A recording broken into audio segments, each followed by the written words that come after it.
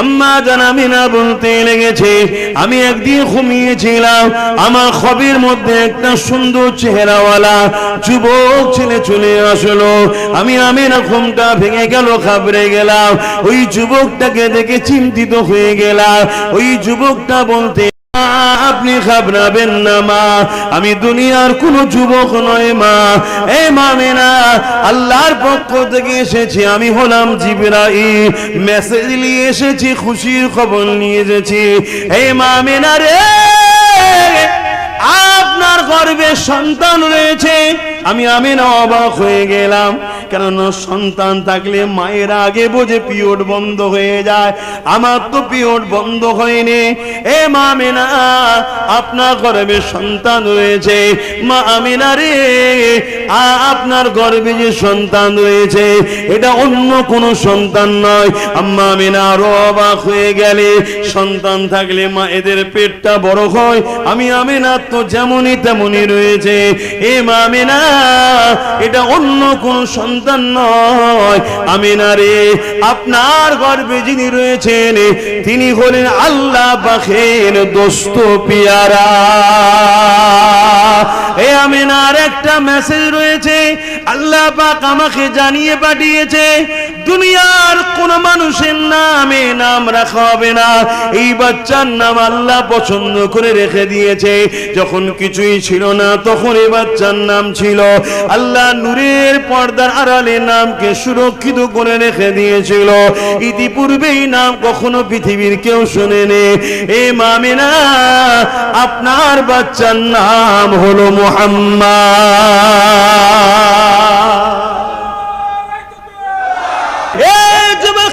তরুণেরা, আম্মা জান আমিনা বলতে লেগেছে, আমি যখন দুনিয়ার জমিনে আমার বাচ্চা আসবে, আমি আমিনা অবাক হয়ে যেতে লাগলাম।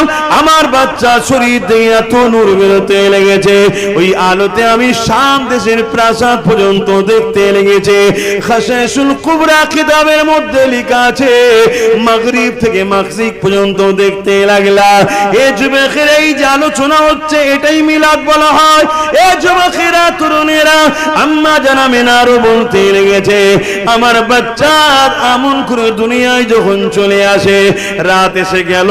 যখন রাত এসে গেছে, আমি আমিনা অবাক হয়ে দেখতে লেগেছে, আমার ঝুপড়ি ঘরের ছাদ, ওই ঘরে যে তৎকালীন সময়ে যেমন সিস্টেমের ছাদ ছিল, আমাদের মতো তো আর নয় রে বাবা, তৎকালীন যা ছিল।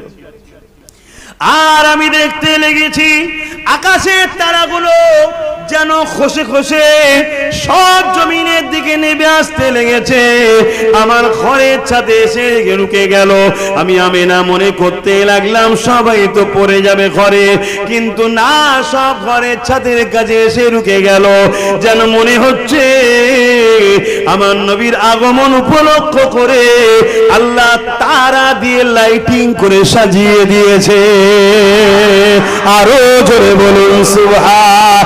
এই যুবকেরা, একটা কথা শুনুন, আল্লাহ নবী আম্মা জান হযরত আমিনা বলতে লেগেছে, কোন একদিনেতে আমি আমার বাচ্চাকে খোলা আকাশে নিচেতে দুলনাতে ঝুলিয়ে দিলাম, শুইয়ে দিলাম। আমি অবাক হয়ে গেলাম, দেখতে লেগেছি আকাশের চাঁদ জমিনের দিকে নেমে আসছে দ্রুত, এত দ্রুত আসছে। আমি আমিনা ঘাবড়ে গেলাম, চাঁদটা মনে হয় জমিনে পড়ে যাবে, কিন্তু না না না, আমার বাচ্চার কাজ বরাবর এসে রয়ে গেল। আর আমার বাচ্চা দুলনায় দুলে দুলে ছোট ছোট নূরের হাত দিয়ে ইশারা করে, যেদিকে ইশারা করে চাঁদ সেদিকে যায়। আমি একটু আপনাকে আমাকে আমাদের সাধারণ ভাষায় একটু বোঝায়, যেমন আমি তুমি বাচ্চাদেরকে খেলনা দিই শিশুবেলায় খেলার জন্য, আমার আল্লাহ চাঁদকে তার বন্ধুর জন্য খেলনা যেন বানিয়ে দিয়েছে। আরো জোরে বলুন সুবহান। আমার নবী পাক 570 খ্রিস্টাব্দে 12 রবিউল আউয়াল সোমবার শবে সাদেকের সময় দুনিয়ার জমিনে আগমন করেছিলেন। قد جاءكم من الله নূর, আল্লাহ পাক তাকিদ দিয়ে বলছেন, কাদ অর্থাৎ তাকিদ দিচ্ছেন, অবশ্যই অবশ্যই আমার পক্ষ থেকে জমিনে আমি নূর পাঠিয়েছি। এই নূরকে তুমি আমি তর্ক করে ঝগড়া না করে আল্লাহ নবী সাহাবী হযরত আব্বাস রাদিয়াল্লাহু তাআলা তিনাকে জিজ্ঞাসা করি, তিনি বলতে লেগেছেন এই নূর ইয়ানি মুহাম্মদ রাসূল, এই নূর ইশারা আল্লাহ আমার নবী পাকের কথা বলেছে। আজগুলো বোঝেন, আমি আবার বলছি, যদি সত্যি কেউ হুজুরের সঙ্গে প্রেম আদবের সম্পর্ক জুড়তে পারে, সে যদি পৃথিবী বিখ্যাত পাপী হয়, আল্লাহ তাকে জান্নাতে যাওয়ার ব্যবস্থা করে দেবে। কথা ক্লিয়ার। আল্লাহ যদি ব্যবস্থা করে, তাকে কেউ রুখতে পারবে? জোরে বলেন। আমরা এই পৃথিবীতে দেখেছি বিশার হাফি নামে একজন আল্লাহর ওলির নাম শুনেছেন, তাই তো নাকি? আচ্ছা, তিনি কি মায়ের পেট থেকে ওলি ছিলেন? তিনি তো একটা সময় ভুল পথে ছিলেন, ঠিক না বেটি? হুজুর বিয়াদবি হলে মাফ করবেন, বুঝাবার জন্য, যুব সমাজকে বুঝাবার জন্য উদাহরণ টানছি। তিনি শরাব পর্যন্ত পান করতেন, কিন্তু আল্লাহ তিনাকে পরিবর্তন করে কোথায় নিয়ে গেল? পৃথিবী বিখ্যাত ওলি, সারা পৃথিবীর মুসলমান তিনাকে চেনে। জোরে বলুন সুবহানাল্লাহ। তাহলে এই যে ছেলেগুলো, এইগুলো পাপী বদমাইশ, এদের সবার থেকে বড় পাপী বদমাইশ আমি। রাগ করিস নি বাবা, তোদের থেকে বড় বদমাইশ আমি, পাপী। কিন্তু হুজুরের প্রেম ও আদবের বিনিময়ে আল্লাহ তাকে পরিবর্তন করে জান্নাত যাবার উপযুক্ত বানিয়ে নিয়ে যাবে। জোরে বলুন সুবহানাল্লাহ। আল্লাহ চেঞ্জ করতে পারে না? পারে না। যদি বলেন কি করে হবে, এ বিষয়ে দুটো কথা বলছি। মুসা সাল্লামের একটা উম্মত বড় পাপী ছিল, শরাব পান করত, আর প্রতিদিন তার রাত্রির বিছানায় নতুন নতুন নারী নিয়ে আসতো। বাকিটার বলছি না, সব বুঝতে পারছেন। বহুত পয়সাওয়ালা, তাকতওয়ালা ছিল, তাই তার বিরুদ্ধে কেউ বলারও ছিল না, আর অর্থ দিয়ে মেয়ে খরিদ করে নিয়ে আসতো, শরাব পান করত। একদিন একটা বাজারে গিয়ে একটা মেয়েকে খরিদ করেছে, সেইকে খরিদ করে নিয়ে প্রতিদিনের ন্যায় রাত্রিরে, শুনছো তো যুবকরা, ঘরে গেছে, দেখছে মেয়েটা কাঁদছে আর তার শরীরটা পুরো কাঁপছে। এই যুবক বলছে যে তুমি কাঁদছো কেন? 8:30। আমি কি বলছি বুঝতে পারছেন না? 8:30, কারণ নামাজ আছে, আজান আছে, আবার এখন নো এন্ট্রি হয়ে খুলে দেয়, তারপর রাস্তার কাজ হচ্ছে। গত পরশুদিন এসেছিলাম, যে দেখি বারাসাতে রাস্তা বন্ধ, আবার ঘুরে উল্টো দিক দিয়ে গেলাম, সেখানেও গিয়ে দেখি আবার রাস্তা বন্ধ। যাক, একজন ট্রাফিক ছিলেন, চিনতে পেরেছে। কথা বুঝলেন? যারা প্রকৃত পুলিশ তারা আমাকে ভালোবাসে ভাই, আমিও তাদেরকে ভালোবাসি। কথা বুঝে আসছে? যারা পুলিশ ইউনিফর্মে অন্য লাইনে আছে সেগুলো আমায় দেখতে পারে না, আর আমিও তাদেরকে দেখতে পারিনি। কথা শুনছেন তো নাকি? তো যাই হোক, তারপর আবার যাক সাইড লাইন টাইন করে দিল, চলে গেলাম। তো এই জন্যে বলছি, আমায় 8টায় বেরিয়ে গেলে আরো ভালো হয়, কিন্তু তো সময় একেবারেই তো কম হয়ে যাবে। তাহলে বিরক্ত করলে হবে না। এই তুমি মোবাইলে ব্যস্ত কেন? ওইটুকু ছেলে, আমি বলি নাকি? প্রতিদিনের নাই যখন তার খাস কামরায় মহিলাটার কাছে যাচ্ছে, দেখছে মহিলাটা কাঁদছে আর কাঁপছে থরথর করে। বলছে তুমি তো খুশি মনে পয়সা নিয়ে এলে, কাঁদছো কেন? বলছে আমি বড় মজবুরিতে আজ এই রাস্তায় নেমেছি। আমি অত বিস্তারিত বলতে পারছি না। এই জীবনের প্রথম খুবই মজবুরিতে পড়ে অনেক দিন ধরে ইন্তজার করে করে সমাধান হয়নি, আমার অর্থের প্রয়োজন, তাই নাচারে। তাই ধনী লোকদের বলবো, প্রকৃত জাকাত গরিব পাচ্ছে কিনা খেয়াল করো, নাই কিয়ামতের দিন আল্লাহর কাছে জবাব দিতে হবে। জাকাত ইদিক উদিক দিয়ে ফেললে হবে না, প্রকৃত গরিব যেন পায়, এটা খেয়াল রাখতে হবে। ভাই তুমিও মোবাইল বন্ধ রাখো। আল্লাহ পাকের ওই বান্দাকে তখন বলছে আমি বড় নাচারে, কিন্তু আল্লাহর ভয় আমার দিলে জেগে উঠেছে। ওই ধনী ছেলেটা ভাবতে লেগেছে এত গরিব, সে আল্লাহকে ভয় করে, আর আল্লাহ আমাকে অর্থ দিয়েছে, তাকত দিয়েছে, আমি আল্লাহকে ভয় করি নাই। যেমন আজকে আমাদের সমাজে কিছু মুসলিম নেতা আছে যাদেরকে আল্লাহ পাওয়ারও দিয়েছে, অর্থ দিয়েছে। এ শয়তানগুলো আরো বড় বদমাইশ। এদের তো যেন আরো ভালো হওয়া দরকার যে আল্লাহ আমাকে অর্থ দিয়েছে, পদও দিয়েছে, আমি মানুষের জন্য কিছু করি। কিন্তু এরা বড় বড় সব গুন্ডা তৈরি হয়েছে। আমাদের সমাজের কিছু মুসলিম এরকম আছে না নাই বলুন? অবশ্যই নিশ্চিন্তাই বলতে পারি এরা জাহান্নামের কুকুর। এরা জাহান্নামে যাবেই। কেন? এরা জালিম। জালিম কখনো জান্নাত যেতে পারে না। কেন? অন্য ভুল করলে আল্লাহর কাছে কাঁদলে আল্লাহ মাফ করে দেবে, আর গরিব অসহায়ের উপরে কেউ যদি জুলুম করে, সে যদি না মাফ করে আল্লাহ মাফ করবেন না বলেছেন। কথা বুঝে আসছে? তো ওই সময় ওই গরিব মহিলার কান্না দেখে আর আল্লাহর ভয় দেখে এই যুবকটার মধ্যে পরিবর্তন হয়েছে। সে তখন বলছে, তুমি আমায় ক্ষমা করে দাও এবং সাক্ষী থাকো, আমি তওবা করছি, আল্লাহ আজ তওবা করছি, আর কোনোদিন শরাব পান করব না, আর নোংরা খারাপ কাজ করব না। তুমি সাক্ষী থেকো আল্লাহর বান্দি, কিয়ামতের দিন বলো আমি তওবা করেছি। মহিলাটাকে ছেড়ে দিল। মহিলাটা অর্থ নিয়ে চলে গেল, তার সঙ্গে কোনো পাপ কাজ করলো না, তওবা করে নিল যুবকটা। সারা রাত কাঁদছে। রাতের শেষ ভাগের দিকে আল্লাহর হুকুম, ইন্না লিল্লাহি ওয়া ইন্না ইলাইহি রাজিউন, ইন্তেকাল হয়ে গেল। পুরো গ্রামবাসী জানে এই ঘরের ছেলেটা পাপী বদমাইশ, কিন্তু কেউ বলতে পারে না, কেন? অর্থও আছে, পাওয়ারও আছে। তাই প্রতিদিন দিন সকালে বেরোবার সময় যেমন দেখে যে আজকে কোন মহিলা তার বাড়ি থেকে বেরোয়, লোক দেখছে, তাকাচ্ছে। তাকাতে গিয়ে দেখছে তার দরজায় লেখা আছে তওবাকারীকে আল্লাহ বড় পছন্দ করে। গত রাত্রে এই যুবক তওবা করেছে, আল্লাহকে মাফ করেছে। যারা যারা এর জানাজা পড়বে আল্লাহ তাকেও মাফ করবে। জোরে বলুন সুবহানাল্লাহ, আরো জোরে বলুন সুবহানাল্লাহ।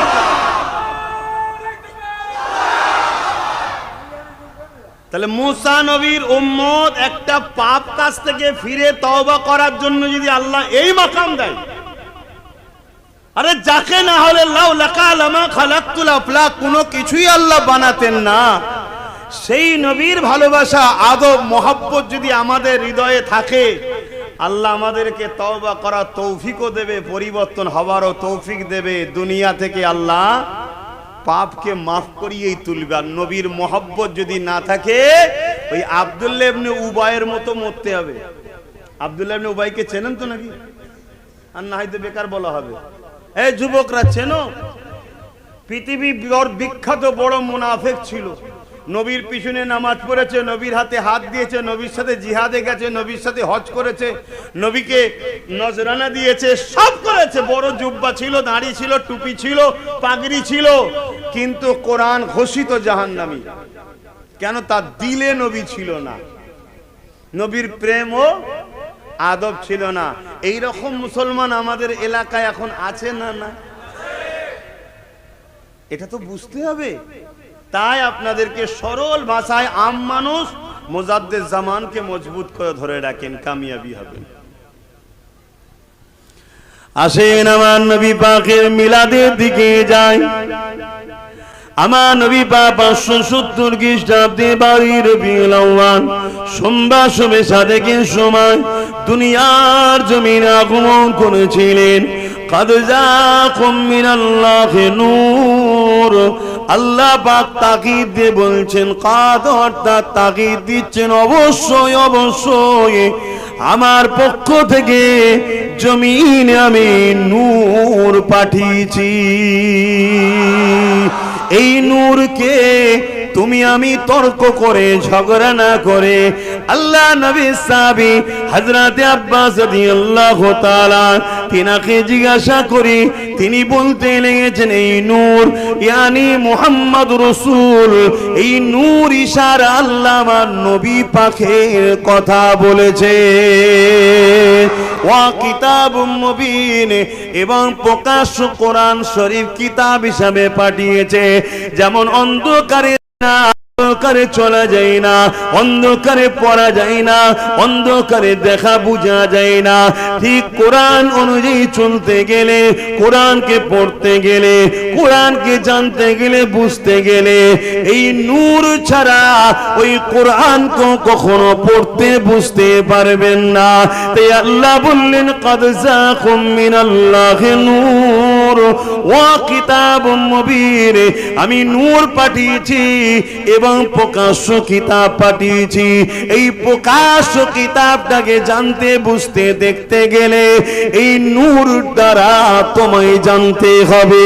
তাই আম্মা জান আয়েশা সিদ্দিকা রাদিয়াল্লাহু তাআলা আনহা বলে কানা খুলুকুল্লাহুল কোরআন, আমার নবী পাককে যদি চিনতে চাও তোমরা শুনে রেখে দাও, আমার নবী পাকের লাইফ স্টাইলটাই হলো কোরআন শরীফ। অর্থাৎ নবী যা করেছে কোরআন অনুযায়ী করেছে।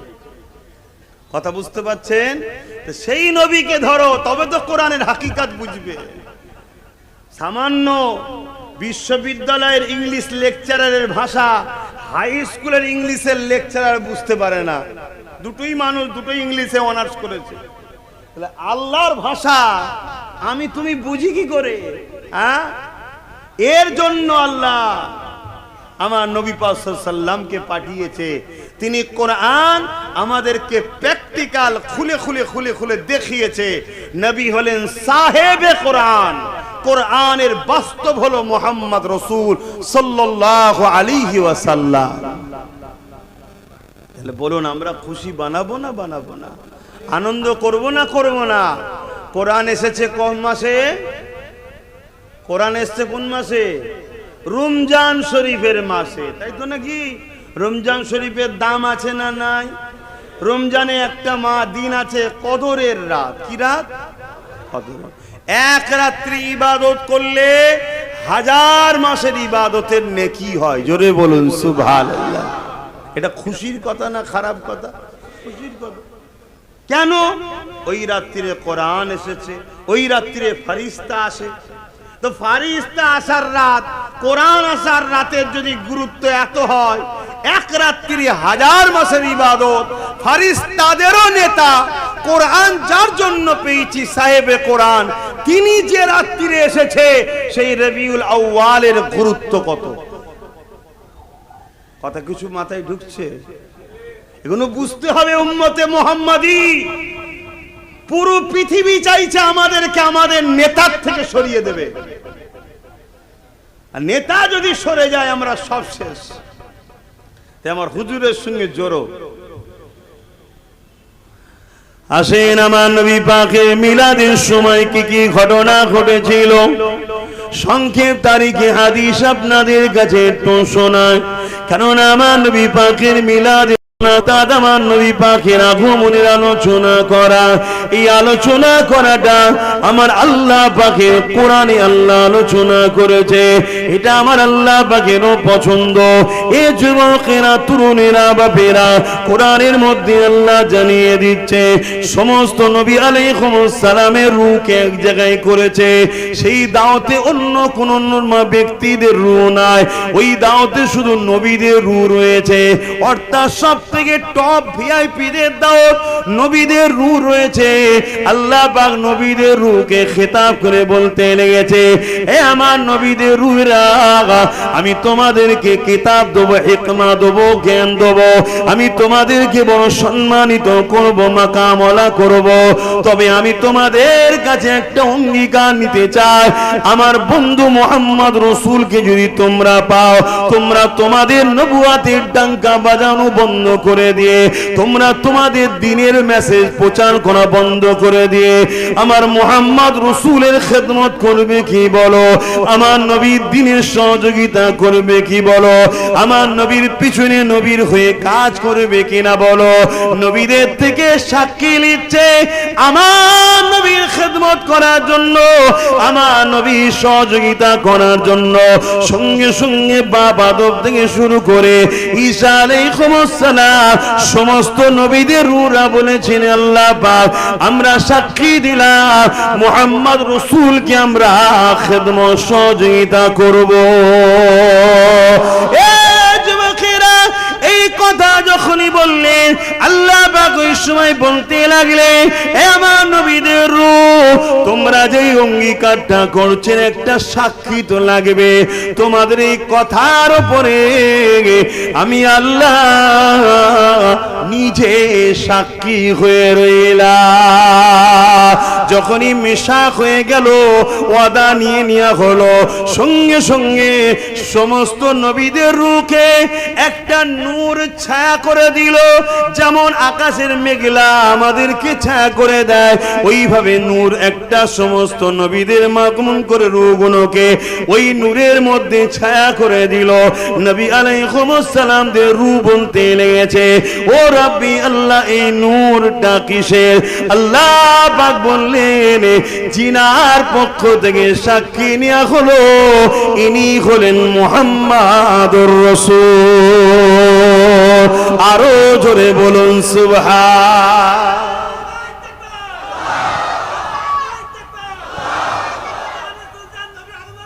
জিন্দাবাদ, আল্লাহু আকবার। আমার স্লোগানটা বাদ দিয়ে বাকি সব ঠিক আছে। আমার স্লোগান দেবেন না মাহফিলে, রাস্তায় বাইরে ঠিক আছে, কেনটা হুজুরের মাহফিল। আমি এত বড় ভিআইপি নয় যে হুজুরের মাহফিলে আমার স্লোগান দিতে হবে। তাহলে আমার নবী কবে থেকে বুঝতে পাচ্ছেন? আমার কিছু ভাই, আমাদেরই ভাই, তারা শিক্ষার অভাবে হোক বা ভুল রাস্তায় চলে যে হোক, তাদের ধারণা আমার নবী পাক সাল্লাল্লাহু আলাইহি ওয়াসাল্লাম 40 বছর বয়সে নবুয়াত পেয়েছে, সেদিন থেকে তিনি নবী, তার আগে নাকি নবী ছিলেন না। বলুন নাউজুবিল্লাহ। আল্লাহ মাফ করেন। তাহলে নবীদের রূহের কাছে সাক্ষী নিচ্ছে আমার নবীর পক্ষ থেকে। শুনছেন তো? আরেকটুখানি চলে আসে, হযরতে জিবরাইল আলাইহিস সালাম আমার নবী পাকের কাছে একদিন আসলেন। আল্লাহ নবী জিবরাইলকে বিশেষ কথা হতে হতে আল্লাহ নবী জিবরাইলকে জিজ্ঞাসা করলেন, ও ভাই হযরতে জিবরাইল, আপনার বয়সটা কত? জিবরাইল সাল্লামকে জিজ্ঞেস করছে আপনার বয়স কত, যে জিবরাইল সমস্ত নবীদের কাছে ওহী এনেছেন।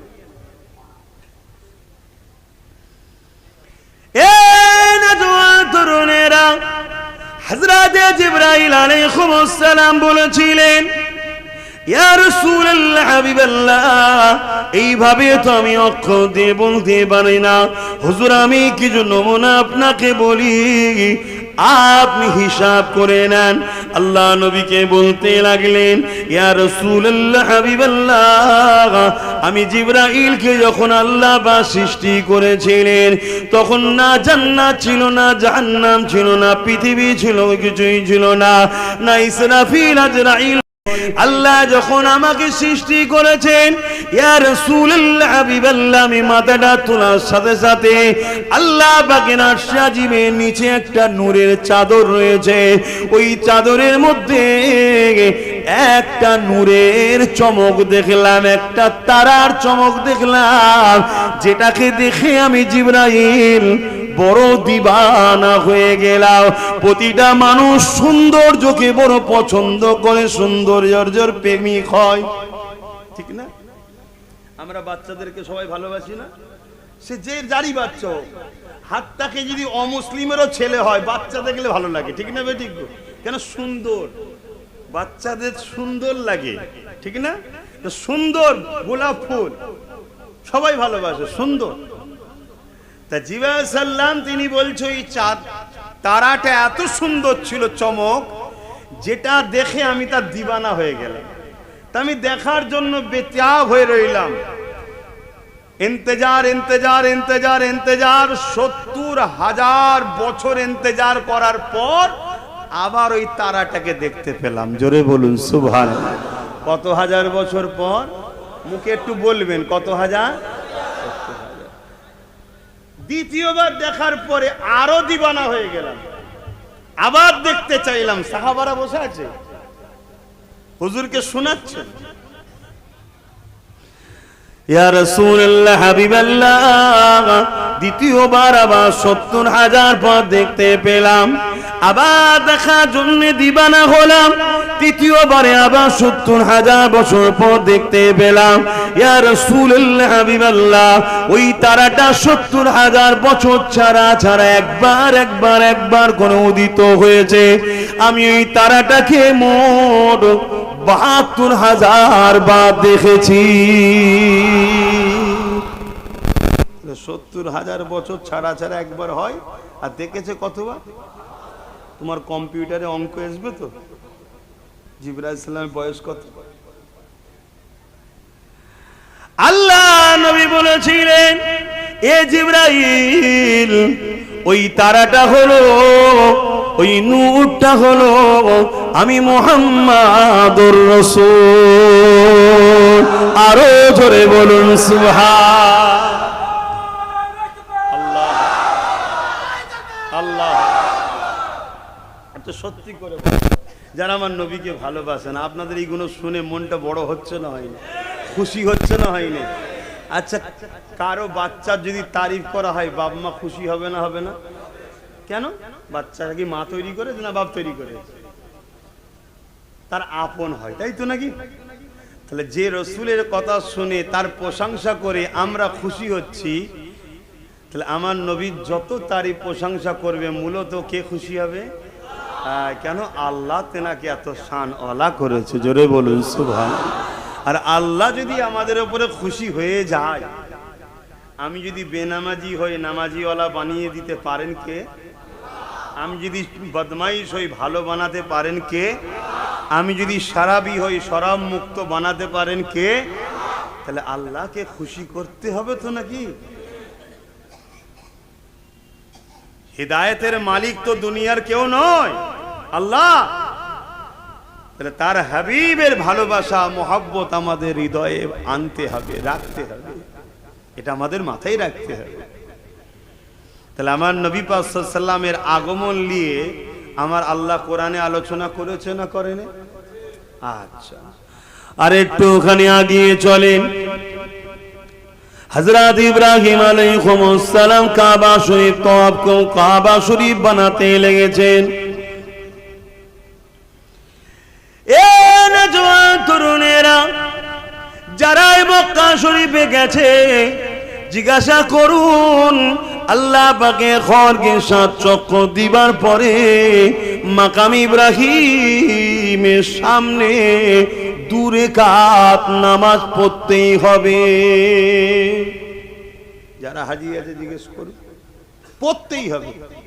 মাকাম ইব্রাহিমকে তওয়াফ, এই হাজারা কাবা শরীফ তওয়াফ করার পরে মাকাম ইব্রাহিমকে সামনে রেখে কাবাকে কিবলা বানিয়ে আল্লাহর জন্য 2 রাকাত নামাজ পড়তেই হবে। এই মাকাম ইব্রাহিমে কি আছে? একটা পাথর আছে, যে পাথরটি ইব্রাহিম আলাইহিস সালাম পায়ের দাগ আছে। এখানে মুরিদ পীরের হাতে পায়ে কদম মুসি করলে ফতোয়া হয়। এখানে ছেলে বাপ মার পায়ে হাত দিয়ে একটু চুমু কদম মুসি করলে ফতোয়া হয়। আর ওখানে ইব্রাহিম নবীর পায়ের সামনে নিয়ে যে বলছে আল্লাহকে সেজদা করো, ইব্রাহিম নবীর পাত যেটা পাথরের ছাপ আছে ওটাকে সামনে রাখো। কারণ কি? যে তরুণেরা, আমার নবী পাক আসার কিছু কম বেশি ২,৫০-৩ হাজার বছর আগে হযরত ইব্রাহিম আলাইহিস সালাম দুনিয়া জমিনে এসেছিলেন। তিনি আল্লাহ পাকের হুকুমেতে ওই কাবা শরীফটা তওয়াফ করে তৈরি করেছিলেন। ওই কাবা শরীফটা তৈরি করার সময় যখন কাবার উঁচু দেয়ালগুলোকে গাঁথতে হতো, ওই পাথরটার উপরে দাঁড়িয়ে দাঁড়িয়ে দাঁড়িয়ে দাঁড়িয়ে ঘর তৈরি করতো। আর এই পাথরটা অটোমেটিক লিফটের মতো উঠতো আর নামতো। বর্তমান লিফট এই জন্য বললাম যে ভাষা আপনারা বুঝবেন, কিন্তু লিফটের দড়ি রয়েছে, তার রয়েছে, মোটর রয়েছে, কিন্তু এই পাথরে কোনো দড়ি তার মোটর ছিল না। ওই পাথরটা শূন্যে শূন্যে ভেসে উঠতো আল্লাহ পাকের ক্ষমতাতে। আর ওই পাথর দিয়ে এমন করে দাঁড়িয়ে দাঁড়িয়ে ইব্রাহিম নবী ঘরটা ঘরটা বানিয়ে ফেললো। এই ঘর যখন বানানো হয়ে গেল, ইব্রাহিম নবী দোয়া চাইতে লাগলেন, ও রব্বি আল্লাহ পাক, আমি ঘর বানিয়েছি, আমাকে মজুরি দেন। অনেক দোয়া চেয়েছে, তার মধ্যে যে বিষয়টা আজকে আলোচনা, এই দোয়া চাইতে চাইতে বলতে লাগলে, আল্লাহ পাক আমি ইব্রাহিম আপনার কাছে একটা বড় তামান্না, বড় আরজু রেখেছি। আমার এই দোয়া আপনার কাছে রয়েছে। কি দোয়া? আল্লাহ পাক ওই যে জিনাকে না বানালে কোনো কিছু বানাতেন না, জিনাকে আপনি সব থেকে বেশি পিয়ার করে, আপনার সাথে নামের সাথে জিনার নাম রেখে দিয়েছে। আর আজিমের উপরে লা ইলাহার পাশে জিনার নাম রয়েছে, হুরেদের চোখে চোখে জিনার নাম রয়েছে, ফেরেশতাদের জবানে জবানে জিনার নাম রয়েছে। আল্লাহ পাক আপনার পেয়ারা নবী মুহাম্মদ রাসূলুল্লাহকে যে পাঠাবে, আল্লাহ পাক আপনার কাছে দোয়া চায়, ওই নবী পাকের মিলাদটা জানো, আগমনটা জানো, আমি ইব্রাহিম আমার আওলাদের আওলাদ খানদানে হয়। আমরা দোয়া চাই না যে আল্লাহ আমাদের ওলি আল্লাহ বাচ্চা দেবেন, নেক বাচ্চা দেবেন। ইব্রাহিম নবী চাইছে আল্লাহ ওই বাচ্চাটা, ওই নিয়ামত আল্লাহ আপনার বন্ধুটা আমার নসলে যেন আসে, আমার খানদানে যেন আসে। এই যে নবীর আগমন বৃত্তান্ত আলোচনা, এটাকে আরবিতে কি বলে? মিলাদ বা মৌলুদ। বাংলায় জন্ম বলে। জন্ম বৃত্তান্ত ঘটনা যে আলোচনা হয় যে মাহফিলে, ওই মাহফিলকে বলা হয় মিলাদের মাহফিল। অসুবিধা হচ্ছে? একটা কেউ বই লিখবে জীবনী, আব্বাস সিদ্দিকীর জীবনী, তা আমার ছোটবেলাটা ওই জীবনীতে থাকবে না? থাকবে না? শৈশব কৈশব থাকবে না? থাকবে না? বাপের নাম মায়ের নাম কুনিয়াত কি আছে তা থাকবে না? থাকবে না? তা আমার নবী পাকের লাইফ স্টাইলের শিশুবেলাটা থাকবে না? এই শিশুবেলার আলোচনা যেখানে হয়, ওই মাহফিলকে কি বলে একটু বলবেন তো? মিলাদের মাহফিল। বলুন বলুন। হ্যাঁ, আরবিতে মিলাদ বলে, বাংলায় জন্ম বলে, কিন্তু আমার নবীর শানে জন্ম বলবো না। কেন? সব বাংলা কথা নবীর শানে লাগানো যায় না। নবীর শানে উপস্থিত হওয়া, আগমন হওয়া। কেন? আমার নবীর জন্ম বাপ আদম আলাইহিস সালাম যখন পানি কাদার সঙ্গে মিলেছিল, তারও হাজার হাজার হাজার বছর আগে আমার নবীর জন্ম হয়ে গেছে। জোরে বলুন সুবহানাল্লাহ। আল্লাহ পাকের কুদরতি কাছে আল্লাহ রেখে দিয়েছিলেন। কথা বুঝে আসছে? 63 বছরের দুনিয়াবি জিন্দেগি আমার নবী পাককে আল্লাহ দুনিয়ায় পাঠিয়েছিলেন।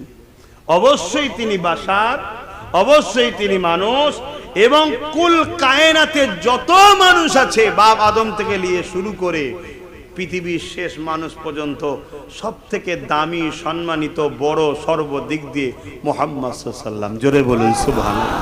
কিন্তু মানুষ, ফেরেশতা নয়, জিন নয়। কথা মাথায় ঢুকছে? মানুষ তো নাকি? তো মানুষেরই তো মিলাদ হয়, তাই তো নাকি? জন্ম হয় কার? মানুষেরই তো। আল্লাহর জন্ম আছে? কথা বলে? তাহলে আল্লাহর মিলাদও, এই মিলাদ হয় নাকি আল্লাহ? তাহলে মিলাদ করে আমরা দুনিয়াকে সাক্ষী দিচ্ছি, দেখো মুহাম্মদ রসুল খোদা নয়, মুহাম্মদ রসুল হলেন খোদার বান্দা। তাই তিনার জন্ম মিলাদ, বাংলায় আবার বলছি মিলাদ, আগমনের আমরা মাহফিল করে প্রমাণ করে দিচ্ছি যে নবী আল্লাহর বান্দা। জোরে বলুন সুবহানাল্লাহ। মিলাদের বিরোধী করবেন না, এটা হাস্যকর বিষয়। উম্মতে মুহাম্মাদি দাবি করে নবীর মিলাদের সমালোচনা করে। খ্রিস্টানরা আলোচনা করে আমাদের ঈসা যে ঘরে জন্ম হয়েছিল, ওই ঘরের পবিত্রতা, ওই ঘরের দোয়া আল্লাহর কাছে কবুল হয়, আলোচনা করে। শুনছেন তো নাকি? আর আমাদের মৌলী সাহেবরা যদি আলোচনা করে আমার নবীর মিলাদ করলে ঈমান চলে যাবে, নবীর আলোচনা, জন্ম বৃত্তান্ত আলোচনা করা যাবে না, ওটা কোনো পবিত্রের ব্যাপার না, ওখানে কোনো বরকতি নাই, তাহলে এটা কি দুঃখজনক নয়? অথচ মা জান আমিনা বলতে লেগেছে, আমার বাচ্চা যখন দুনিয়া জমিনে আসে, আমি আমিনা তাকে পাক পবিত্র করার জন্য চেষ্টায় যখন লাগলাম, আমি যখনই মন নিয়ে তা দিয়ে তাকাতে লাগলাম, আমি আমিনা অবাক হয়ে গেলাম। আমার গর্ভ থেকে দুনিয়া নূর এসেছে, যার শরীরের আলোয় আমার ঘর আলোকিত হয়ে গেছে, আর গায়েবী আওয়াজ আসতে লেগেছে, আমেনা রে এটা দুনিয়ার অন্য কোনো বাচ্চার মতো বাচ্চা নয়, তোমার বাচ্চা দুনিয়াকে পাক পবিত্র করতে এসেছে, তার পাক নিয়ে তোমাকে ভাবতে হবে না, এ বাচ্চা পাক তো রয়েছে, এই বাচ্চা দুনিয়াকে পাক করতে এসেছে। তরুণেরা, আম্মা জান আমিনা বলতে লেগেছে, আমি যখন দুনিয়ার জমিনে আমার বাচ্চা আসবে, আমি আমিনা অবাক হয়ে যেতে লাগলাম, আমার বাচ্চা শরীর থেকে এত নূর বেরোতে লেগেছে, ওই আলোতে আমি শাম দেশের প্রাসাদ পর্যন্ত দেখতে লেগেছে। খাসাইসুল কুবরা কিতাবের মধ্যে লেখা আছে, মাগরিব থেকে মাগরিব পর্যন্ত দেখতে লাগলাম। এ যুবকের এই যে আলোচনা হচ্ছে, এটাই মিলাদ বলা হয়। এ যুবকেরা, তরুণেরা, আম্মা জান আমিনারও বলতে লেগেছে, আমার বাচ্চা আমন করে দুনিয়ায় যখন চলে আসে, রাত এসে গেল, যখন রাত এসে গেছে, আমি আমিনা অবাক হয়ে দেখতে লেগেছে, আমার ঝুপড়ি ঘরের ছাদ, ওই ঘরে যে তৎকালীন সময়ে যেমন সিস্টেমের ছাদ ছিল, আমাদের মতো তো আর নয় রে বাবা, তৎকালীন যা ছিল। আর আমি দেখতে লেগেছি আকাশের তারাগুলো যেন খসে খসে সব জমিনের দিকে নেমে আসতে লেগেছে, আমার ঘরের ছাদে এসে রুকে গেল। আমি আমিনা মনে করতে লাগলাম সবাই তো পড়ে যাবে ঘরে, কিন্তু না, সব ঘরের ছাদের কাছে এসে রুকে গেল, যেন মনে হচ্ছে আমার নবীর আগমন উপলক্ষ করে আল্লাহ তারা দিয়ে লাইটিং করে সাজিয়ে দিয়েছে। আরো জোরে বলুন সুবহান। এই যুবকেরা, একটা কথা শুনুন, আল্লাহ নবী আম্মা জান হযরত আমিনা বলতে লেগেছে, কোন একদিনেতে আমি আমার বাচ্চাকে খোলা আকাশে নিচেতে দুলনাতে দুলিয়ে দিলাম, শুইয়ে দিলাম, আমি অবাক হয়ে গেলাম, দেখতে লেগেছি আকাশের চাঁদ জমিনের দিকে নেমে আসছে দ্রুত, এত দ্রুত আসছে, আমি আমিনা ঘাবড়ে গেলাম, চাঁদটা মনে হয় জমিনে পড়ে যাবে, কিন্তু না না না, আমার বাচ্চার কাজ বরাবর এসে রয়ে গেল, আর আমার বাচ্চা দুলনায় দুলে দুলে ছোট ছোট নূরের হাত ইশারা করে, যেদিকে ইশারা করে চাঁদ সেদিকে যায়। আমি একটু আপনাকে আমাকে আমাদের সাধারণ ভাষায় একটু বোঝায়, যেমন আমি তুমি বাচ্চাদেরকে খেলনা দিই শিশুবেলায় খেলার জন্য, আমার আল্লাহ চাঁদকে তার বন্ধুর জন্য খেলনা যেন বানিয়ে দিয়েছে। আরো জোরে বলুন সুবহান। সেই নবীর কথা শুনে আমাদের কি ভালো লাগছে না খারাপ লাগছে? এটাই তো আমাদের আনন্দ, আর এই আনন্দটাকেই বলা হয় ঈদ। আর এই আনন্দতে আল্লাহ খুশি, এটাই হলো শুকরিয়া আদায় করা, আল্লাহর নিয়ামতের শুকরিয়া প্রকাশ করা হচ্ছে যে আল্লাহ আপনি আপনার হাবিবকে কি নিয়ামত আলা করেছেন, কি শান আলা করেছেন। বলুন, এই যে নবীর ছোটবেলার কথাগুলো আলোচনা হচ্ছে, এগুলো কি কোনো সমস্যা? এগুলো কি আমাদের জানা দরকার আছে না? নাই, যে আমাদেরও বাচ্চা হয়, দুনিয়ায় হাজারো বাচ্চা এসেছে, আর আমার নবী এসেছে দুটো আশা।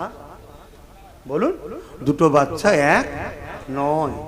তাই বাড়ি রবিউল আউয়ালের দিনে প্রত্যেকের বাড়িতে সাজাবেন, পরিষ্কার পরিচ্ছন্ন করবেন, আতর গোলাপ ছড়াবেন, খুশবু দেবেন, একটু যার যেমন সামর্থ্য আছে কিছু লাইট জ্বালাবেন। এতে কি হবে, প্রতি বছরে আপনার বাচ্চা বলবে, আব্বা এটা কেন করছেন? না, এই দিনে আমার নবী আগমন করেছিল। তার দিলে আস্তে আস্তে আস্তে তোমার নবীর আগমনের মেসেজ সেই ঢুকে যাবে আস্তে আস্তে। জোরে বলুন সুবহানাল্লাহ। এবং বাচ্চাদেরকে নিয়ে তোমরা নিজেরাই বসবে, বাড়িতে বসে নবী পাক সাল্লাল্লাহু আলাইহি ওয়াসাল্লামের এই যে কথাগুলো আলোচনা করছে, এগুলি আলোচনা করবে, করে হাত তুলবে যে আল্লাহ এই দিনে আপনার বন্ধুকে পাঠিয়েছিলেন আমাদেরকে বাঁচাবার জন্য, আপনার সব থেকে বড় নিয়ামতকে এই দিনে পাঠিয়েছিলেন। আজকে সেই দিন, তাবরুকপূর্ণ দিনে আপনার কাছে হাত তুলেছি, আল্লাহ আমাদের গুনাহকে মাফ করে দেন, আমার নসলে যত আসবে তাদেরকে সব আপনার নবীর গোলাম বানাবেন, আমাদের রুজিতে বরকত দেবেন। সবাই সবার বাড়িতে করো, এবং একটু ভালো মন্দ রান্না করলেন, খুশি আনন্দ। রোজই তো ভালো মন্দ আল্লাহ করে খাওয়াচ্ছে, অন্য সময় তো খাও, হয়ে সেটা নিজেরা পরিবাররা খেয়ে নিলে। খাওয়া হলো নিজের, কিন্তু নিয়তটা করার জন্য তারও একটা আলাদা নেকিও পেলেন। জোরে বলুন সুবহানাল্লাহ। তা আশা করতে পারি প্রতিটা নবীর গোলামের বাড়িতে বাড়ি রবিউল আউয়ালের দিনে একটা হলো বাড়তি সাজাবার উদ্দেশ্য এই দিনকে আলো, একটু খুশবু, একটু পরিষ্কার পরিচ্ছন্ন, একটু আতর গোলাপ দেওয়া, বাচ্চাদেরকে নিয়ে বসা। যদি ভালো মন্দ নাও রাখতে পারো, কিছু মিষ্টি কিনে নিজেরাই খাওয়া করতে পারবে না? পারবে না। কিন্তু দুঃখের বিষয় আবার আমাদেরই একদল ভাইয়েরা বলবে যে গায়ের ইসলামরা যেমন জন্মদিবস পালন করে, হ্যাপি নিউ ইয়ার, আমরাও এই হ্যাপি নিউ ইয়ার করতে চাইছি না। এই হ্যাপি বার্থডে নাকি হ্যাপি বার্থডে ডু ইউ নাকি বলে না? না না না, আমরা নবীর আগমন উপলক্ষ করে আল্লাহ নবী নিজে দুম্বা জবাই করে খানা করে সাহাবাদের খাইয়েছেন। জোরে বলুন সুবহানাল্লাহ। এবং নবী পাক সাল্লাল্লাহু আলাইহি ওয়াসাল্লাম বলেছেন তোমরা সোমবার দিন রোজা রাখবে, এবং নবীও রাখতেন, তোমরাও পারো রাখবে। বা এবারে তো শুক্রবার পড়ে গেছে, আবার একসাথে দুটো ঈদ, জানেন তো নাকি? এবারে শুক্রবার পড়েছে, এক জুম্মার দিনটা হলো ঈদের দিন, জানেন তো নাকি? হ্যাঁ, কেন? বাপ আদম আলাইহিস সালাম এসেছিলেন এই দিন, এই জন্য ঈদের দিন। তাহলে বাপ আদম আসার দিনটা যদি ঈদের দিন হয়, বাপ আদমকেও সৃষ্টি করতো না যদি মোহাম্মদ রসুল না হতো, তাহলে সেই নবীর আসার দিনটা কি ঈদের দিন নয়? একসাথে দুটো ঈদ আমরা পাচ্ছি, বলুন সুবহানাল্লাহ। তা এই দিনে আপনারাও রোজা রাখবেন, বা অন্য অন্য দিনে সপ্তাহে একদিন সোমবার দিন রোজা রাখবেন। আল্লাহ নবীও রাখতেন। সাহাবারা জিজ্ঞেস করে হুজুর সোমবার দিন আপনি রোজা রাখেন কেন? আল্লাহ নবী বললেন এই দিনে আমি আগমন করেছিলাম, এই দিন আমি এসেছিলাম। জোরে বলুন সুবহানাল্লাহ। নবী নবীর মিলাদের দিনে, আসার দিনে নবী রোজা রাখছে, নবী সাহাবাদেরকে দুম্বা জবাই করে খানা করে খাওয়াচ্ছে। শুনছেন তো নাকি? হাই হাই হাই হাই, এগুলো খেয়াল রাখবেন। তাম পৃথিবী জুড়ে আজ থেকে 110-20 বছর আগে, এই 100 বছর কি 110-20 বছর হলো কম বেশি, কাবা শরীফে বা মক্কায় বন্ধ হয়ে গেছে। শুনছেন? 110-20 বছর আগে কাবার মাতাবে, কাবার চাতান যেটা তওয়াফ করে, ওখানে 4 ইমামের মুহাদ্দিস ফোকা, পৃথিবী বিখ্যাত উলামারা বসে বসে আমার নবীর মিলাদের মাহফিল করত। জোরে বলুন সুবহানাল্লাহ। কিন্তু 120 বছর হলো বন্ধ হয়ে গেছে। কেন বন্ধ হয়ে গেছে সবই আপনারা জানেন, কাদের হাতে এখন চলে গেছে, সৌদি, সবই জানেন। কিন্তু আজকের দিনও তাম পৃথিবীতে, মিশর বলুন, বাহরাইন বলুন, কাতার বলুন, ইরাক বলুন, আফগান বলুন, পুরো পৃথিবী জুড়ে, হিন্দুস্তান বাংলাদেশ তো আছেই, সারা পৃথিবী জুড়ে আমার নবীর শিশুবেলার আলোচনার শুকরানা মাহফিল ও খুশি আনন্দ প্রকাশ করা হয়। জোরে বলুন সুবহানাল্লাহ। তবে হ্যাঁ, যারা ডিজে বক্স বাজিয়ে নামাজ কাজা করে, গালে গুটকা দিয়ে নামাজ বেনা উজুতে রাস্তায় হই হই করে বেড়াবে, এটা বড্ড বাড়াবাড়ি। এর সাথে আমাদের কোনো সম্পর্ক নাই। যেমন কেউ বারণ করলে তার সাথেও সম্পর্ক নাই, বাড়াবাড়িটাও সম্পর্ক নাই। কেন? ইসলাম বাড়াতেও নিষেধ করেছে, কমাতেও নিষেধ করেছে। কথা বুঝে আসছে? হ্যাঁ, যদি গ্রামের মধ্যে বা নিজেরা সুন্দরভাবে মাথায় টুপি দিয়ে ইসলামিক ভাবে কোন রকম ভাবে বিনা উজু হালে, উজু ছাড়া নয়, আমার হুজুরের মেসেজ মানুষের কাছে পৌঁছাবার জন্য, আহমদের খুশির জন্য র্যালি করো, অসুবিধা নাই। দাদা হুজুর রহমাতুল্লাহ আলাইহির খলিফা ডক্টর শহীদুল্লাহ সাহেব এবং আপনাদের এই যে শুয়ে আছে জালালি হুজুর, জানেন তো জালালি দরবার বলে, ওনারা এই পশ্চিম বাংলায় হুজুর পাকের আগমনের র্যালি, কি বলে, ওই র্যালি জুলুস বার করেছিলেন। জোরে বলুন সুবহানাল্লাহ। কিন্তু বেশরিয়াতি কোনো কর্মকাণ্ড করলাবে না, বক্স লাগাবে, ডিজে বাজাবে, রোড জাম করে সর্বধর্মের মানুষকে কষ্ট দেবে। আমার নবী কষ্ট মিটাতে এসেছে, সেই নবীর নারা দিয়ে মানুষকে কষ্ট দিবার নাম ইসলাম নয়। কথা মাথায় ঢুকলো? হ্যাঁ, রাজনীতির জায়গা আলাদা, ধর্মের জায়গা আলাদা। ধর্মের নামে কখনো রোড অবরোধ করে জুলুম করা মানুষকে চলবে না। কারণ আমার নবী পাক সাল্লাল্লাহু আলাইহি সাল্লাম রাস্তায় কিছু পড়ে থাকলে সেটাকে তুলে নির্জনে ফেলে দিত। কথা বুঝে আসছে? এটাকে মাথায় রাখতে হবে। তো যাক, আমি অনেক কটা কথা বলে ফেলছি, আপনাদের কষ্ট হচ্ছে? আর একটু বলি, 8টা বাজে, 8:30 পর্যন্ত একটু আলোচনা করার কথা আছে। আপনাদের অসুবিধা হচ্ছে না তো? তাহলে হুজুরের মিলাদের কথাই বলি। আর কি কি অখিয়া হয়েছে অনেক ঘটনা সংক্ষেপে বলি। আম্মা জান আমিনা বলতে লেগেছে, আমি একদিন ঘুমিয়েছিলাম, আমার খবির মধ্যে একটা সুন্দর চেহারাওয়ালা যুবক ছেলে চলে আসলো।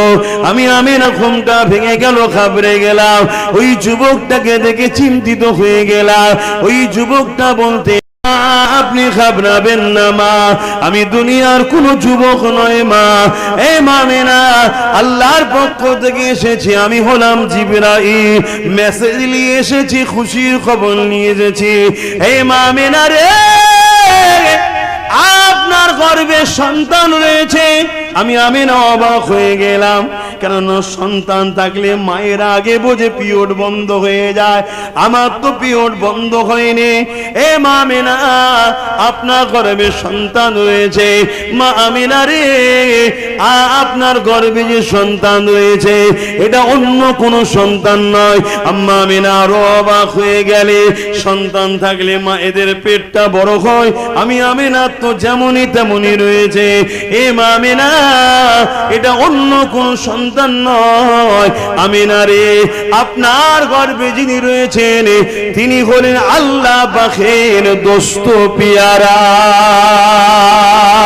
এ আমিনার একটা মেসেজ রয়েছে, আল্লাহ পাক আমাকে জানিয়ে পাঠিয়েছে, দুনিয়ার কোন মানুষের নামে নাম রাখা হবে না, এই বাচ্চার নাম আল্লাহ পছন্দ করে রেখে দিয়েছে। যখন কিছুই ছিল না তখন এই বাচ্চার নাম ছিল, আল্লাহ নূরের পর্দার আড়ালে নামকে সুরক্ষিত করে রেখে দিয়েছিল। ইতিপূর্বেই নাম কখনো পৃথিবীর কেউ শোনেনি। এ মামিনা, আপনার বাচ্চার নাম হলো মুহাম্মদ।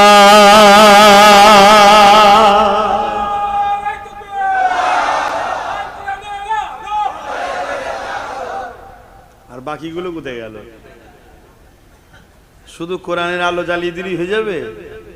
এখন তো আবার এক দল বেরিয়েছে, তারা শুধু কোরআন মানে, হাদিস মানে না। এরম বললে হবে না। সব থেকে ভালো স্লোগান হলো কোরআন সুন্নাহর আলো ঘরে ঘরে জ্বালো। কোরআন সুন্নাহর মধ্যে সবই এসে যাচ্ছে, কথা বুঝে আসছে। আর পাশাপাশি এটাকেও মনে রাখতে হবে, শরীয়তের দলিল চারটি, আদিল্লাতুল ইসলামি আরবাতুন, কোরআন, সুন্নাহ, ইজমা, কিয়াস। কথা বুঝে আসছে? সব হাদিস উপরে ঈমান আনতে হবে। খুব কথাটাকে মন দিয়ে বুঝবেন। সব হাদিস আমার নবীর সত্য বলে বিশ্বাস করতে হবে, ঈমান আনতে হবে, কিন্তু সব হাদিসের উপরে আমল করা যাবে না। বুঝতে পারলাম? সব হাদিস উপরে বিশ্বাস রাখতে হবে, ঈমান আনতে হবে, কিন্তু আমল করা যাবে না। একটু খুলে বলি, ঘাবড়ে যাচ্ছেন নাকি? এক হাদিস দ্বারা আর এক হাদিসকে হুজুর রদ করেছে, রদ করে দিয়েছে, বাতিল করে দিয়েছে। যেমন আল্লাহ নবী বললেন তোমরা কবর জিয়ারত করবে না, এটা হাদিস কিন্তু নবী পাকে, জানেন তো নাকি? টোটাল বন্ধ। কেন? সেই সময়ে মানুষ কবর জিয়ারতের নামে কবরের উপাসনা করছিল, আল্লাহ নবী বলে দিলেন তোমরা কবর জিয়ারত করবে না, টোটাল বন্ধ। যখন সব বন্ধ হয়ে গেল, আল্লাহ নবী তাদেরকে কবর জিয়ারতের ট্রেনিং দিলেন, শিক্ষা দিলেন, পদ্ধতি দিলেন। ট্রেনিং রেডি, শিক্ষা রেডি। আল্লাহ নবী বললেন তোমরা কবর বেশি বেশি করে জিয়ারত করবে, কেন কবরের কাছে গেলে মরণের কথা মনে পড়বে। জোরে বলুন সুবহানাল্লাহ। তাহলে প্রথম যেটা হাদিস, কবর জিয়ারত করবে না, ওটার উপরে বিশ্বাস রাখতে হবে হাদিস, কিন্তু এটা আমল করা, জোরে বলুন, কেন? ওইটাকে রদ করেছে দ্বিতীয় হাদিসটা। এবারে প্রথম হাদিসে কত সনে, দ্বিতীয় হাদিস কত সনে, এত ডিপে তো আপনাদের ঢুকার ক্ষমতা আছে নাকি? এ তো মুহাদ্দিসদের কাজ। এজন্য বলে ইমাম মানতে হয়। তাই বলি দাদা হুজুরকে মজবুত করে ধরুন, নিশ্চিন্তায় থাকবেন, যদি ভালো লাগে শুনবেন। ঠিক কোরআন শরীফের প্রত্যেকটা আয়াতের উপরে ঈমান আনতে হবে, কিন্তু আমার আল্লাহ এক আয়াত দ্বারা আর এক আয়াতকে রদ করে দিয়েছে। ডাক্তারের কাছে যাই না আমরা, ডাক্তার একটা প্রেসক্রিপশন করে দিল, এটা খাবে, কিছুদিন পরে ওই ডাক্তারই আগের ওষুধকে বাতিল করে আবার প্রেসক্রিপশন করে দেয়। এখন আপনি বলবেন নাকি যে কি ছেলে খেলা ধরেছে, প্রথমেই তো এটা দিতে পারতেন? বলবেন না, রোগীর ধাত ডাক্তার বোঝে, ঠিক না? তখন যদি এই পাওয়ারটা দিতাম তাহলে রোগটা যেত না। প্রথম কড়া পাওয়ার দিয়ে রোগকে ড্যামেজ করা হয়েছে, এটা দিয়ে এবার ক্লিয়ার করা হচ্ছে। আরো ভালোটা ডাক্তার জানে, ঠিক তো নাকি? তাহলে আমাদেরকে যিনি সৃষ্টি করেছেন স্রষ্টা, তিনি জানেন আমাদের সম্বন্ধে। তো প্রথম সময়ে বাপ আদমের জোড়া জোড়া সন্তান হতো, একটা পুরুষ একটা নারী, একটা পুরুষ একটা নারী। তখন ভাই বোনে বিয়ে করা যায় ছিল না, তৃতীয়ত কেউ নেই, তো বিয়ে করবেন কাকে? কিন্তু এখন যায় যাচ্ছে ওটা আর একটা আয়াত দিয়ে যখন বড় বংশ বিস্তার হয়ে গেছে, ছেলের ছেলে বেড়ে গেছে, আল্লাহ বলল ওটা বন্ধ, ওটা হারাম হয়ে গেল, ওটা চলবে না। এই জন্যই বলে ইমাম মানতে হবে। তাই আবার আমি ঘুরিয়ে বলছি, মুজাদ্দেদ জামানকে ধরবেন। আমি বলছি না যে আমাকে, দাদা হুজুরকে ধরবেন। দাদা হুজুর হলো আমাদের ইমাম, উলিল আমর, মজবুত করে ধরেন। বাকি আরো হক সিলসিলা আছে। দেওবন্দীদের পীর শাহ হাজী ইমদাদুল্লাহ মুহাজির মাক্কি রয়েছেন, কারামত আলী জনপুরি সাহেব রয়েছেন, বেরেলিদের পীর শাহ আলহাজ আহমদ রেজা খান। যে যার হুজুরদের ঘরে ধরে থাকুক। তোমার আমার পূর্ব ভারতের মানুষ নতুন দোকান দেখে খদ্দের হওয়ার দরকার নেই। এখানে পেটের ব্যাপার না, এখানে ইমানের ব্যাপার। তাই পুরাতন বাপ যেমন চেঞ্জ করে নতুন বাপ আনা যায় না, পুরাতনটাই নিতে হয়। মুজাদ্দেদ জামানকে ধরে রাখো। বুঝতে পারছি? আসেন আবার মিলাদের দিকে ফিরে যায়। আম্মা জান আমিনা বলতে লেগেছে, আমি বড় খুশিতে দিন কাটাতে লাগলাম, আমি বড় আনন্দে দিন কাটাতে লাগলাম। এ যুবকেরা, তরুণীরা, বাবেরা, আম্মা আমিনা বলতে লেগেছে, আমি একদিন পানি আনতে কুয়ার ধারে গেলাম। ওই সময় ভাবতে লাগলাম, কুয়ার পানি তো নিচেই থাকে, রশি দিয়ে টেনে টেনে ধরে তুলতে হবে, সেটা বড় কষ্টদায়ক হবে। কেন আমার গর্বে রাহমাতাল লিল আলামিন আছে, আল্লাহর বন্ধু রয়েছে, কষ্ট না হয়ে যায় জিবরাইল জানিয়ে গেছে। এই জন্য আম্মা চিন্তা করে করে আগাতে লেগেছে। হঠাৎ করে আম্মা আমিনার কানে আওয়াজ আসে, আসসালাতু আসসালামু আলাইকা রাসূলুল্লাহ, আসসালাতু আসসালামু আলাইকা নবী আল্লাহ। এ আল্লাহ নবী সালাম, এ আল্লাহ রাসূল সালাম। আমিনা বড় এদিক ওদিক তাকাতে লাগে, কে কোথা থেকে কি বলছে। যখন খেয়াল করে আম্মা দেখে, ওই কুয়ার পানিটা যেমন ভূমিকম্পে পানি ফোলে, ওই কুয়ার পানি ফুলছে, ওপর দিয়ে উঠছে, আর তার ভেতর থেকে সালাম আসতে লেগেছে। পানির মধ্যে পানির নবী হযরতে খিজির সাল্লাম সালাম পাঠাচ্ছে। আরো জোরে বলুন সুবহান। আম্মা জান আমিনা বলতে লেগেছেন, আমি যখন কোন গাছের পাশ দিয়ে যাই, ওই গাছ ঝুঁকে যায়, নত হয়ে যায়, ঝুঁকে যায়। ওই গাছ থেকে আওয়াজ আসে, সালাম সালাম।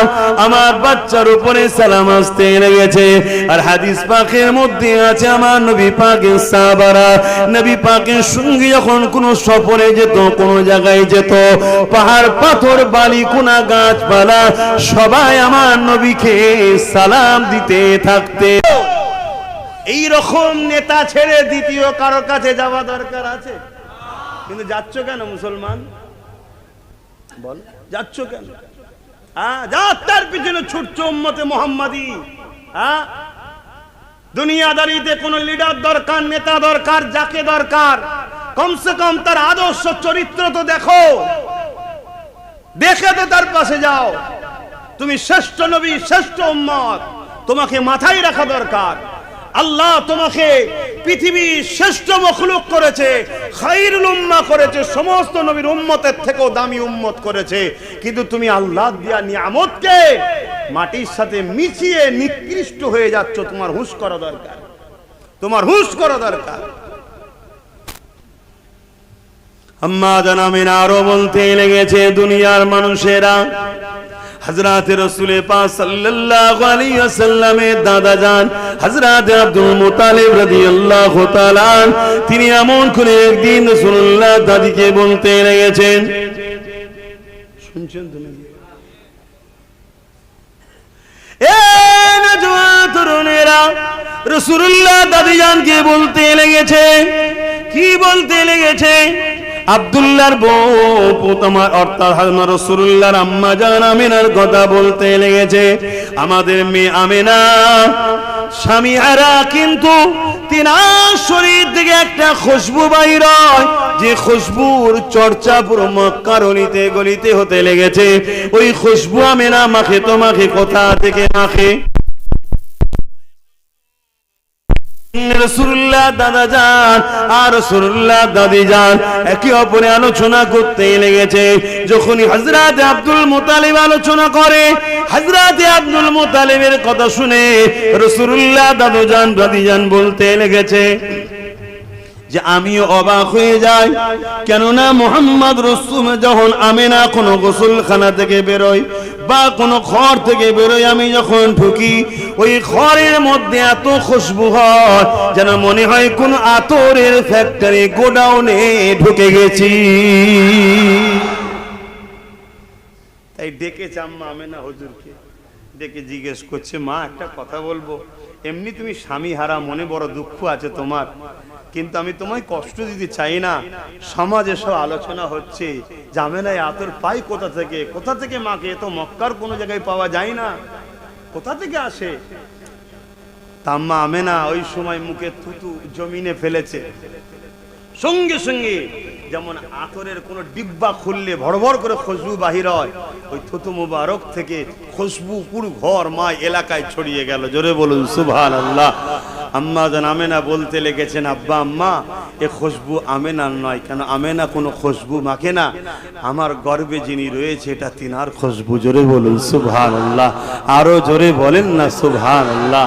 সেই নবীকে আল্লাহ খুশবু ওয়ালা নবী বানিয়েছে, নূর ওয়ালা নবী বানিয়েছে, নিয়ামত ওয়ালা নবী বানিয়েছে, শাফাআত ওয়ালা নবী বানিয়েছে, সাহারা ওয়ালা নবী বানিয়েছে। দুঃখ কষ্ট বেদনা ওয়ালাদের মজলুমদের ওপরে সাহারা করে জালিমদের হাত থেকে মজলুমদেরকে বাঁচাবার জন্য সেই নবীকে আল্লাহ পাঠিয়েছে। এই মাসের 12 তারিখ সোমবার শবে সাদেকের সময় আমার রাসূল পাক সাল্লাল্লাহু আলাইহি সাল্লাম দুনিয়ায় আগমন করেছিলেন। হযরতে রাসূল পাক সাল্লাল্লাহু আলাইহি সাল্লামের ফুপু আম্মাজান বলতে লেগেছে, যখন শুনলাম আব্দুল্লাহর ঘরে আম্মা আমিনার কোলে একটা সন্তান হয়েছে, আমি মুহাম্মদকে দেখার জন্য ছুটে গেলাম। আমার ভাইয়ের সন্তান হয়েছে দেখতে গেলাম, কিন্তু গিয়ে আমি অবাক হয়ে গেলাম। কি? আমি অবাক হয়ে দেখতে লেগেছি মুহাম্মদ রাসূলের সঙ্গে আমিনার নাভির কোনো কানেকশন নেই।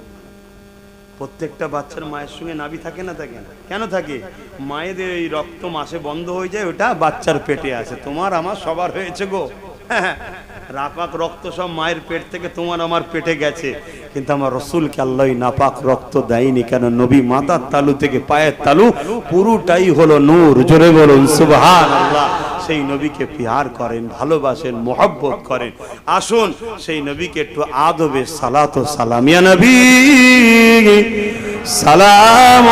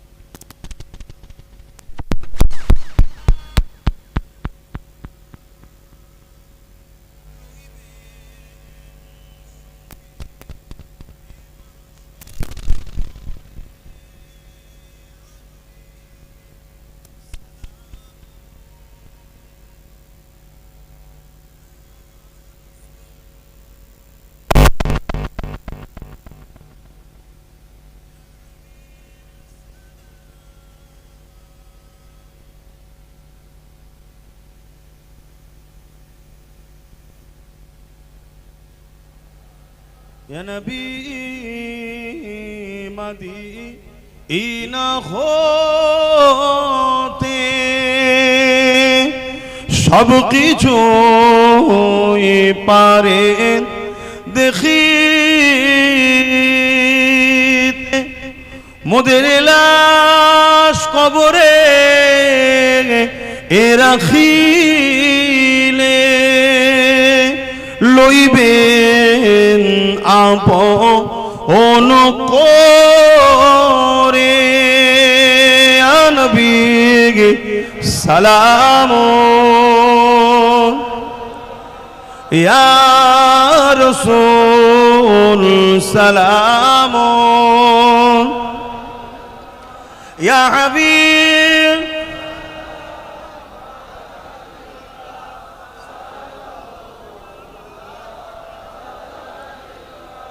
সকলে গায়ে গায়ে বসুন দরুদ শরীফ আল্লাহুম্মা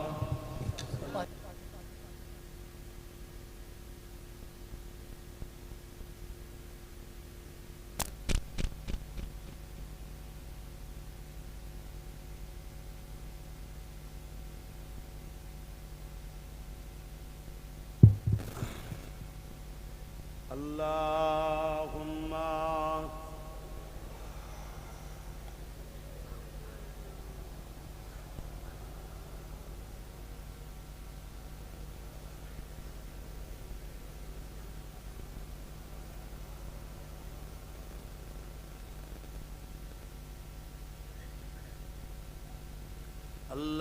Allahumma salli ala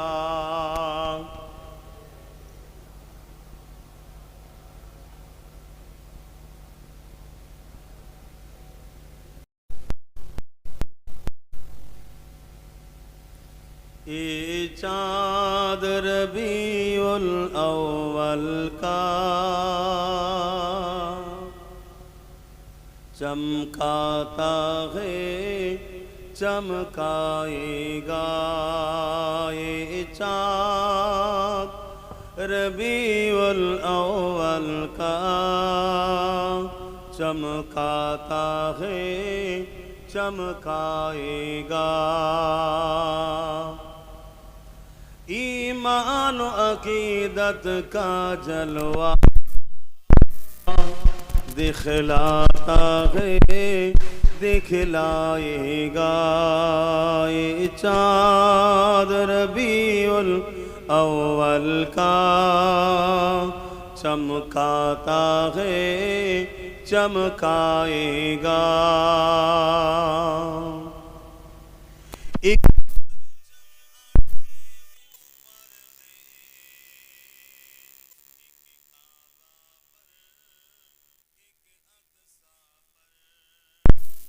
एक परचम अर्श के ऊपर है एक काबा पर एक अक्सा पर जिब्रील के हाथों में परचम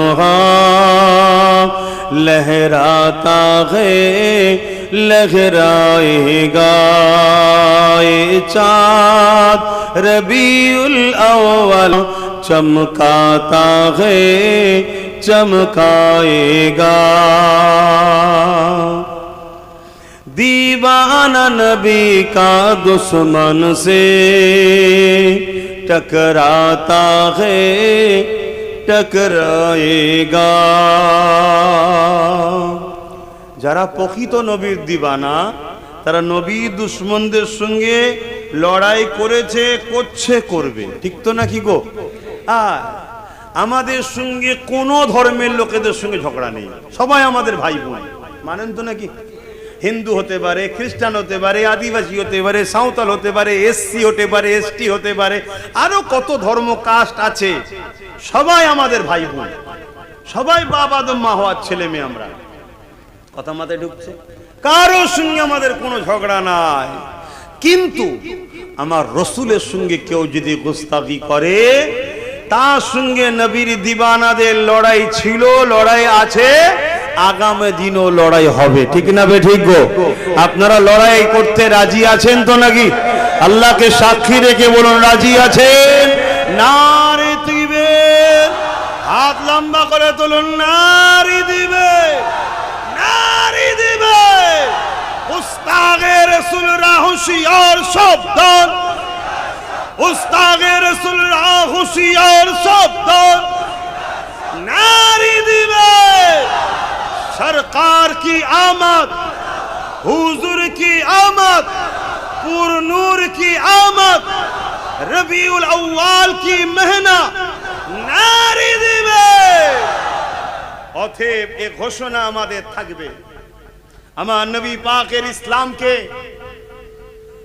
মিটিয়ে দিবার ষড়যন্ত্র আমেরিকা নিচ্ছে, আর সেই আমেরিকা বলতে বাধ্য হচ্ছে ইউরোপ দুনিয়া আমার নবীর দিনকে মিটাবার ষড়যন্ত্র করেছে। আজকে সেই ইউরোপ দুনিয়াও বলতে বাধ্য হচ্ছে আগামী 40-45-এর মধ্যে ইউরোপ দুনিয়ায় সংখ্যা গুরু হবে ইসলাম। জোরে বলুন সুবহানাল্লাহ। পৃথিবীতে যারা ইসলামকে মিটাতে গেছে, আমার নবীর দ্বীনের সঙ্গে দুশমনি করেছে, তারা মূলত নবীর সঙ্গেই দুশমনি করেছে, আমার আল্লাহ তাদেরকে মিটিয়ে দিয়েছে।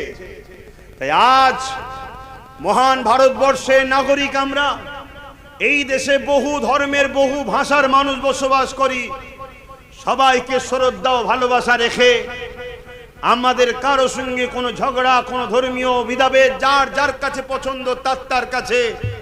কিন্তু দুঃখের বিষয়, স্বাধীনতার ৭৯তম হয়ে যাওয়ার পর আজ আমরা দেখতে লেগেছি আমার দেশের কেন্দ্রে একটা সরকার বসেছে, অপদার্থ জালিম সংবিধান বিরোধী বর্বর অত্যাচারী সরকার। কখনো কৃষকদের ঘরে, কখনো আদিবাসী দলিতদের, আবার কখনো মুসলিম সমাজের ইসলামের সম্পদ ওয়াকফ কালা কানুনের নামে আমার মসজিদ, আমার মাদ্রাসা, আমার দ্বীন ইসলামের কবরস্থান পেহচানকে মিটিয়ে দিবার ষড়যন্ত্র করছে। এদের লক্ষ্য ক্ষমতার জোরে ইসলামকে মুছে দেব, ক্ষমতার জোরে মুসলিমদের পেহচান মসজিদকে রাখবো না, ক্ষমতার জোরে মুসলমানদের পেহচান কবরস্থান হাজার হাজার বছর ধরের প্রমাণ তাকে মুছে দেব, ক্ষমতার জোরে মাদ্রাসাগুলোকে মিটিয়ে দেব, ক্ষমতার জোরে মসজিদ ঈদগাহকে মিটিয়ে দেব। তাই আজ আমি আপনাদেরকে জানতে চাইছি বা আপনাদের কাছ থেকে সাক্ষী চাইছি, এই যে কেন্দ্র সরকার সংবিধানের বিরুদ্ধে গিয়ে আমার ইসলামের বিরুদ্ধে যে আইন তৈরি করছে, ইসলামকে মিটাবার যে ষড়যন্ত্র করছে, এর বিরুদ্ধে আমাদের লড়াই করা দরকার আছে না নাই? হাত তুলে আল্লাহকে সাক্ষী দিয়ে বলুন লড়াইয়ের দরকার আছে না না? এই লড়াই যদি আমাদের জীবন দিয়ে করতে হয়, জীবন দিতেও রাজি আছেন? এই লড়াইয়ে যদি অর্থ দিতে হয়, অর্থ দিতে রাজি আছেন? এই লড়াইয়ে যদি আমাদের ঘরে ব্রিটিশকে তাড়াবার মতো যদি আমাদেরকে যুদ্ধ করতে হয়, আমরা রাজি আছি। কেন? একদিকে যেমন আমার ধর্মের ইমানের ব্যাপার, ভারতবর্ষের ঐতিহ্যের ব্যাপার, পাশাপাশি আজ আমি আপনাদের কাছে জানতে চাইছি এই ওয়াকফের বিরুদ্ধে, এই ওয়াকফ কালা কানুনের বিরুদ্ধে, কেন্দ্র সরকারের বিরুদ্ধে পুরো দেশ জুড়ে আন্দোলন চলছে, চলবে। আমার বাংলা তো আমাদের আন্দোলনের দরকার আছে না নাই? জোরে বলুন আন্দোলনের দরকার আছে না নাই?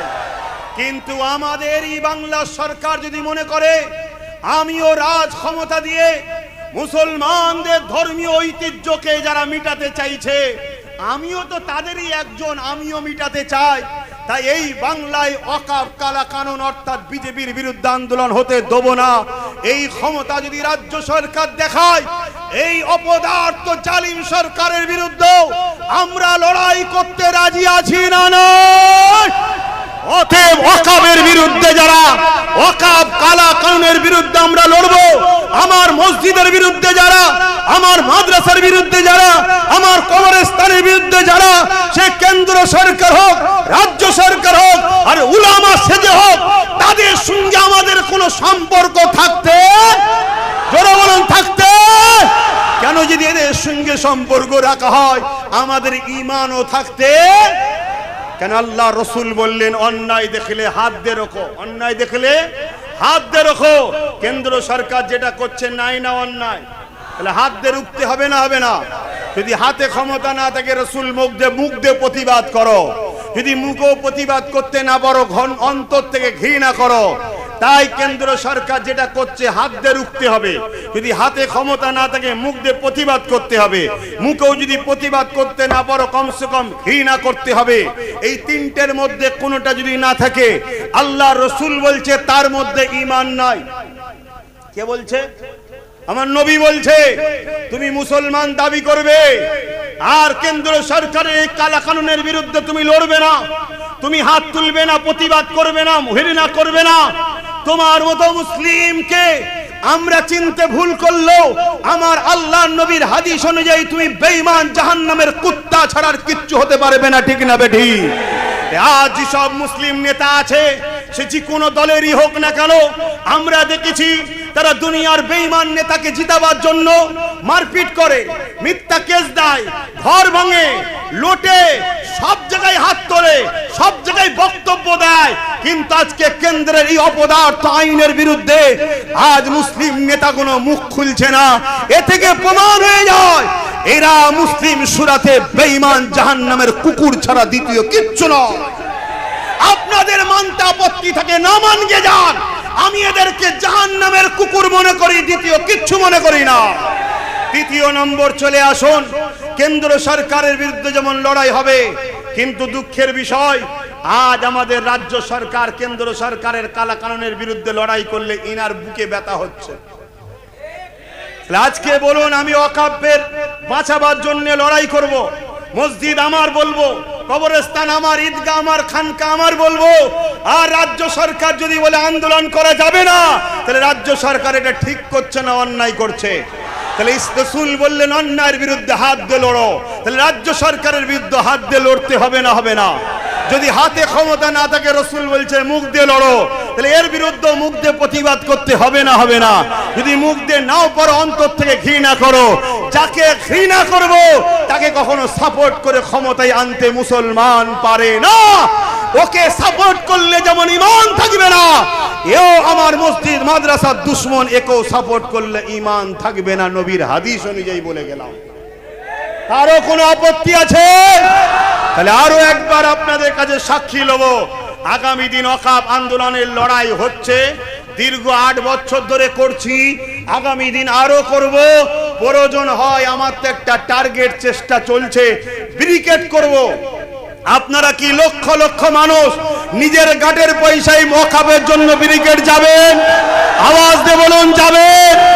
আর ওই যাবার সময়, এখন ওই যাবার সময় আপনার এলাকার যদি নামধারী কোনো মুসলিম নেতা আপনাকে রুখতে চায়, মনে রাখবেন ইসলামের দুশমন, ওই ইসলামের দুশমনের সঙ্গে সাহাবা হুজুররা যেভাবে লড়াই করেছে, আপনারাও লড়াই করতে পারবেন তো নাকি? আপনার মুসলমানদের সবচেয়ে বড় ক্ষতি হয়েছে মুসলিম সুরাতে গাদ্দারদের দ্বারা। অতএব আমাদের ভেতরের গাদ্দার গুলোকে আগে চিনুন। কোটি কোটি টাকার মালিক বেঈমান নেতার পিছনে খরচ করছে যাতে একটা টিকিট দেয়। ও মুসলমান, একবার সুপ্রিম কোর্টে গিয়ে ওয়াকফকে বাঁচাবার জন্য কেস করলো না। এই রকম দালাল মার্কা, মুনাফেক মার্কা মুসলমান যদি আগামী দিন তোমাদেরকে কিনতে আসে, তোমরা সাথ দেবে নাকি? আচ্ছা, মনে রেখে দিও, এরা 10 কোটি খরচ করে তোমায় কিনবে, 100 কোটিতে বিক্রি করবে। এটা বিজনেস। আর যাদের হৃদয়ে তোমাদের উপর দরদ থাকবে, সেই মুসলমান অবশ্যই ওয়াকফকে বাঁচাবার জন্য দরদ থাকবে।